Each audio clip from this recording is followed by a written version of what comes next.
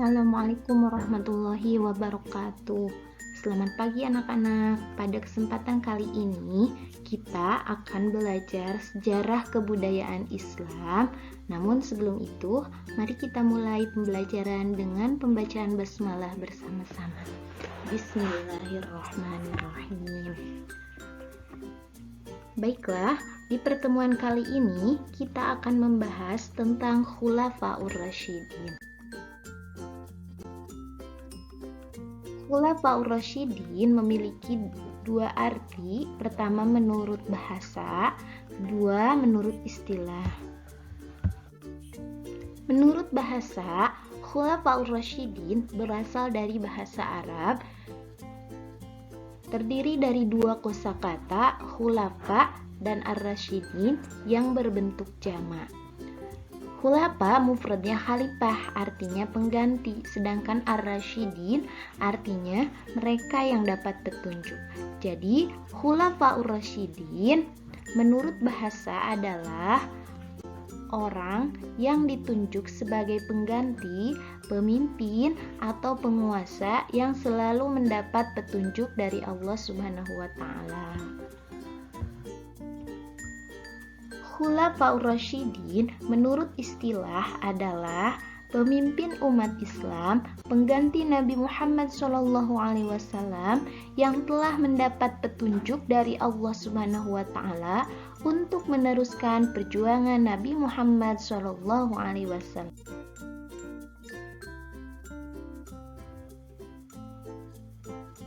Khulafaur Rasyidin merupakan tokoh yang istimewa. Mereka adalah sahabat Rasulullah yang ikut berjuang dalam berdakwah dengan Nabi selama di Mekah ataupun di Madinah. Khulafaur Rasyidin terdiri dari 4 sahabat, yaitu 1. Abu Bakar As-Siddiq, 2. Umar bin Khattab, 3. Utsman bin Affan, 4. Ali bin Abi Thalib.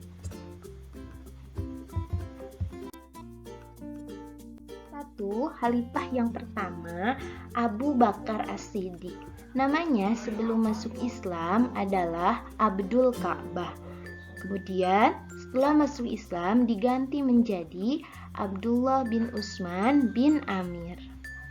Beliau lahir 2 tahun lebih muda dari Nabi Muhammad SAW. Abu Bakar diangkat menjadi khalifah berdasarkan musyawarah antara kaum muhajirin dan ansor. Adapun prestasi yang diraih Abu Bakar As-Siddiq selama menjadi khalifah: 1. Menumpas kelompok pembangkang. Pada masa itu, beberapa suku Arab yang berasal dari Hijaz dan Najd menyatakan murtad atau membangkang kepada Khalifah Abu Bakar dan sistemnya. Suku tersebut menyatakan bahwa mereka hanya memiliki perjanjian dengan Nabi Muhammad SAW. Oleh karena itu, kewafatan Nabi Muhammad menjadi alasan sehingga perjanjian tersebut tidak berlaku lagi. 2. Membasmi nabi palsu, yaitu Musailamah al-Kadzdzab. 3. Kodifikasi Al-Quran. Dampak dari perang yang berlangsung di era kepemimpinan Khalifah Abu Bakar As-Siddiq, banyak para penghafal yang gugur ketika membela agama Allah. Sehingga situasi ini pun diresahkan oleh kaum muslimin yang khawatir bahwa Al-Quran akan lenyap seiring dengan para penghafalnya yang juga semakin berkurang. Sehingga Umar berinisiatif memberi saran kepada Abu Bakar untuk membukukan Al-Quran. Tetapi Abu Bakar menolak karena Rasulullah tidak pernah membukukannya. Karena ajakan terus dari saran-saran dari para sahabat untuk membukukan Al-Quran, maka Abu Bakar pun kemudian menunjuk Zaid dan Sabit bin Sabit sebagai pemimpin untuk mengumpulkan Al-Quran. 4. Perluasan wilayah. Perluasan wilayah dakwah Islam pada masa Abu Bakar sangat luas, sehingga merambah ke Kaisaran Persia dan Bizantium. Abu Bakar As-Siddiq menjadi khalifah kurang lebih selama 2 tahun. Beliau wafat di usia 63 tahun, hari Senin 23 Agustus 634 Masehi. Setelah lebih kurang selama 15 hari terbaring di tempat tidur karena sakit dan mewasiatkan agar Umar menggantikan sepeninggalannya. Yang kedua, Umar bin Khattab. Umar bin Khattab nama lengkapnya Umar bin Khattab bin Nufail bin Adi bin Abdul Uzza bin Riyah bin Abdullah bin Qurt bin Razah bin Adi bin Ka'ab. Lahir pada tahun 581 Masehi di kota Mekah dari suku Bani Adi. Beliau memiliki karakter yang tegas, keras, dan pemberani. Masuk Islamnya karena mendengarkan adiknya membaca ayat suci Al-Quran. Adapun prestasi yang diraih Umar bin Khattab: 1. Perluasan wilayah dakwah Islam. Pada masa Khalifah Umar bin Khattab terjadi perluasan wilayah dakwah Islam secara besar-besaran dan dikenal sebagai periode Futuhat al-Islamiyah. 2. Mengatur administrasi dan keuangan pemerintah. Karena perluasan daerah terjadi sangat cepat, maka Umar segera mengatur administrasi dengan mencontoh administrasi yang sudah berkembang di Persia, yaitu pemerintahan diatur menjadi 8 wilayah provinsi, yaitu Mekah, Madinah, Syria, Basrah, Kufah, Palestina, dan Mesir. Sedangkan keuangan pemerintahan diatur dengan membentuk Baitul Mal. Ketiga, menetapkan kalender Hijriyah. Khalifah Umar bin Khattab menetapkan permulaan tahun Islam pada saat Nabi Muhammad SAW hijrah dari Mekah dan Madinah.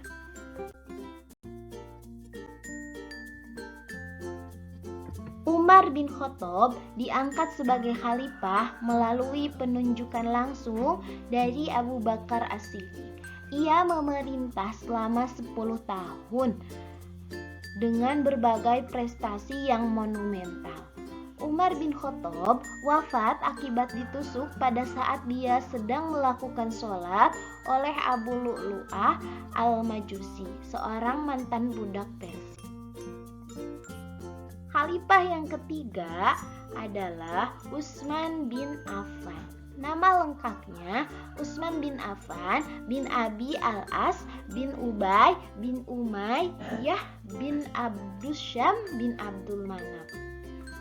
Nama panggilannya yaitu Abu Amir dan Abdullah Al-Quraisy Al-Umawi, Amirul Mukminin, Zunnurain wa Hijratain.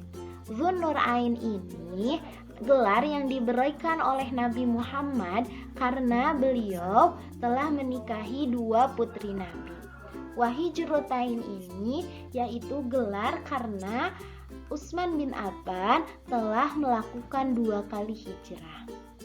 Utsman termasuk golongan as-sabiqunal awalun, orang yang pertama kali masuk Islam, memiliki akhlak yang sangat mulia, pemalu, dermawan, dan adapun prestasi yang diraihnya selama menjadi khalifah: 1. Kodifikasi Mushaf Al-Quran. Pengumpulan dan penulisan Al-Quran disebut dengan Mushaf Utsmani atau Al-Imam. Himpunan Al-Quran digandakan menjadi 4 oleh Zaid bin Sabit, dibantu oleh Abdullah bin Zubair, Said bin As, dan Abdurrahman bin Haris. Keempat mushaf tersebut didistribusikan ke beberapa wilayah, Mekah, Suriah, Basrah, dan Kufah. 2. Renovasi Masjid Nabawi. Masjid Nabawi adalah masjid yang pertama kali didirikan oleh Nabi Muhammad SAW pada saat pertama kali tiba di Madinah dari perjalanan hijrahnya. Dengan semakin banyak jumlah umat Islam, maka Utsman bin Affan memperluas masjid tersebut dan dibangun dengan bentuk corak yang lebih indah. 3. Pembentukan Angkatan Laut.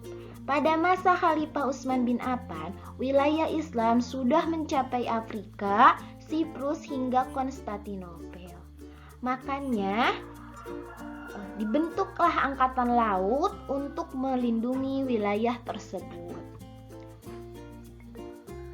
4. Perluasan wilayah dakwah. Perluasan wilayah dakwah Islam pada masa Khalifah Utsman bin Affan ke 5 tempat, 5 negara, yaitu Khurasan, Armenia, Tunisia, Azerbaijan, dan Amuria. Khalifah Utsman bin Affan menjadi khalifah selama 12 tahun. Ia diangkat melalui Dewan Pemilihan Khalifah, yaitu semacam tim formatur yang dibentuk oleh Khalifah Umar bin Khattab. Beliau wafat di usia 82 tahun. Khalifah yang keempat, Ali bin Abi Thalib. Nama lengkapnya Ali bin Abi Thalib bin Abdul Manaf bin Abdul Muthalib bin Hashim bin Abdul Manaf. Lahir di Mekah Jumat 13 Rajab 570 Masehi. Nama panggilannya Abu Turab dan Karamallahu wajhah. Dan termasuk as-sabiqunal awwalun, orang yang pertama masuk Islam dari golongan anak-anak. Karena Ali bin Abi Thalib masuk Islam di usia 7. Prestasi yang diraih Ali bin Abi Thalib: 1. Mengganti penjabat yang kurang cakap. Khalifah Ali bin Abi Thalib menginginkan sebuah pemerintahan yang efektif dan efisien. Oleh karena itu, beliau kemudian mengganti penjabat-penjabat yang kurang cakap dalam bekerja.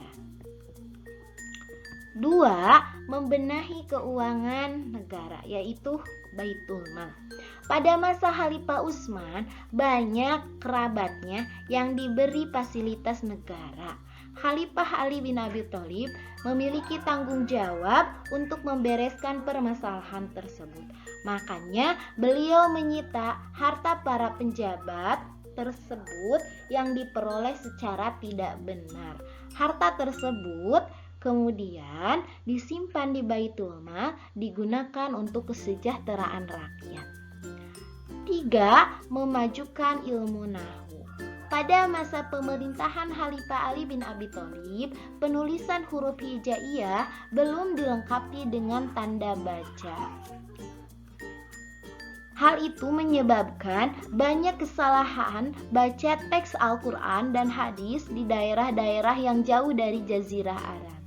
Untuk menghindari kesalahan tersebut, maka Khalifah Ali bin Abi Thalib memerintah Abu Aswad Ad-Dauli untuk mengembangkan pokok-pokok ilmu nahwu, yaitu ilmu yang mempelajari tata bahasa Arab.